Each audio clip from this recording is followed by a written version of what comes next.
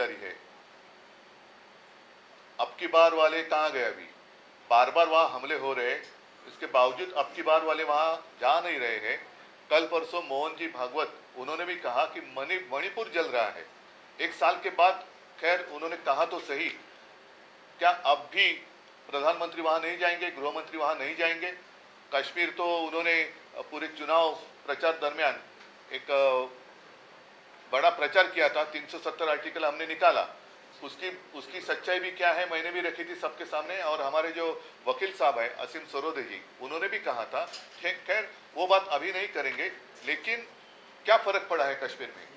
जाने तो जा रही है, और ये तो व्यस्त है सरकार हमने कितने बार, तीसरी बार सरकार स्थापन किया, तो तीसरी बार स्थापन किया जरूर, लेकिन आपने अभी क्या कि पिछले कितने दिन में तीसरी बार हमला हुआ? 3 दिन में 3 हमले हुए हैं। तो जिम्मेदार कौन है? क्या अब भी मोदी जी वहां नहीं जाएंगे? क्या अब भी वो बाकी जो विपक्ष, हम तो विपक्ष नहीं मानते, प्रतिपक्ष कहते हैं, उनको ही खत्म करने में अपना आनंद मनाएंगे? तो जिम्मेदारी उनकी है। अगर उनसे ये सारी बातें नहीं संभाली जाती तो फिर से प्रधानमंत्री होने का उनको कोई अधिकार नहीं है। ठीक है, अभी मोहन भागवत यांनी सांगितले की मणिपूरकडे लक्ष देणं गरजेचं आहे, आता काय वाटतं? नाही, मी आता म्हटलं तसं की एक वर्षभरानंतर भागवत साहेब बोलले, हे सुद्धा कमी नाही, थोडं नाही। वर्षभरानंतर मणिपूर जळते, त्याच्या झळा त्यांच्या कार्यालयापर्यंत पोहोचल्या किंवा त्या बातम्या आल्या, ही त्यांची जर का संदेशवाहक यंत्रणा असेल एक वर्ष लावणारी, तर त्यांनी ती सुधारली पाहिजे। परंतु ते जे बोलले ते प्रधानमंत्री गांभीर्याने घेणार आहेत का? कारण निवडणुकीच्या शेवटी आपण बघितलं होतं की स्वतः भाजपचे अध्यक्ष नड्डा यांनी सांगितलं होतं की आता आम्हाला संघाची गरज नाही, आम्ही भाजप म्हणून समर्थ आहोत। तर राष्ट्रीय स्वयंसेवक संघ जो एक पाया मानला जातो, त्यांची सुद्धा आता ही गरज संपलेली आहे, आणि मोहन भागवत सारख्या एका ज्येष्ठ नेत्यांनी हे त्यांच्या व्यथा मांडल्यानंतर आता तरी प्रधानमंत्री आणि गृहमंत्री मणिपूरमध्ये जाणार आहेत की नाही? तसंच काश्मीर पुन्हा पेटले। काश्मीरच्या बाबतीमध्ये प्रचारात जे ढोल पिटले गेले होते, 370 कलम काढलं, ते काढलेलं नाही, ते होल्डवर टाकलेलं आहे। हे बाकीच्या गोष्टी ह्या तांत्रिक आहेत, ते वकील तुम्हाला सांगतील। पण सातत्याने जेव्हा शपथविधीचे हे सगळे समारंभ सुरू आहेत, काल परवाकडे मोदीजीने घेतला, आज चंद्राबाबूंनी घेतली शपथ, पण तिथे लोकांचे जीव जात आहेत, मध्ये तर आपल्या सिक्युरिटी फोर्सेसवरती हल्ले झाले।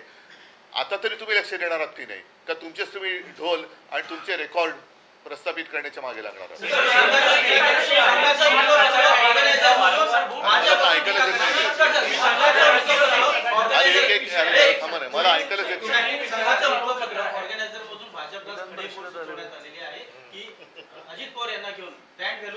बघा, आज ती मी बातमी थोडक्यात वाचली, ऑर्गनायझरनी खडे बोल सुनावलेले आहेत, देशातल्या मतदारांनी सुद्धा भाजपला खडे चाललेले आहेत। तर असे खडे सगळं चालल्यानंतर आता तरी भाजप सुधारणार आहे की नाही, का अजूनही आपल्या देशातले जे प्रतिपक्ष आहेत त्यांना संपवण्याच्या मागे ते लागणार आहेत? देशासमोरील संकटांना ते संपवणार आहेत की नाही, का देशातल्याच आपल्या नागरिकांचे जे पक्ष आहेत, जे नागरिकांच्या व्यथा लोकसभेत मांडतात, विधानसभेत मांडतात, त्यांनाच जर काही संपवण्याच्या मागे लागणार असतील तर सरकार हे कुचकाम आहे। प्रचारात इंडिया आघाडी सतत एक मुद्दा मांडत होती की मोदी तिसऱ्यांदा पंतप्रधान होणार नाही, पण मोदी तिसऱ्यांदा पंतप्रधान झाले, त्यांचं मंत्रिमंडळी स्थापन झालेलं आहे, एनडीए सरकार आहे।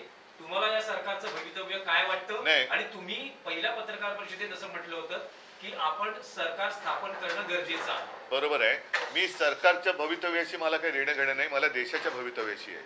आणि असं चित्र विचित्र, याच्याबद्दल मी माझ्या 19 जूनच्या शिवसेनेचा जो वर्धापन दिन आहे त्याच्या बाबतीत मला काय बोलायचं ते मी मनमोकळं बोलेन, पण मला सरकारच्या भवितव्याशी देणं घेणं नाही, मला देशाच्या भवितव्याची काळजी आहे। आणि ज्या पद्धतीने मारून मुटकून, कारण ते 400 पार होणार होते, ते 240च्या आत किंवा 240 वरती अडकले, आणि मग मोदी सरकारचं आता एनडीए सरकार झालं, तर